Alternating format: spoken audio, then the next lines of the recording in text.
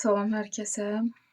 Mən sizə bugün brasletləri ev şəraitində necə təmizləmək lazımdır və sonra özünüz üçün necə qoruyucu qoya bilərsiniz bu haqda video çəkirəm.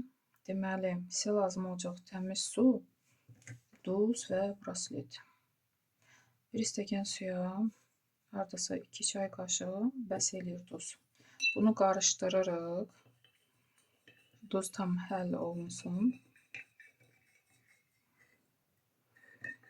Və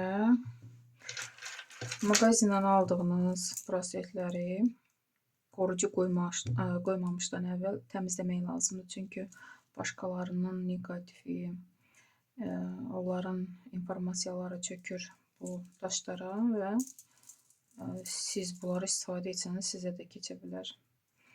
Və salırıq suyun içərisinə. Yaxşı olar ki, bunu axşamdan edəsiniz. Axşam belə duzlu suyun içərisində qalsın. Səhərsi gün çıxarırsınız. Belə salfetkanın üzərinə qoyursunuz. Tam qurumuş halda silirsiniz.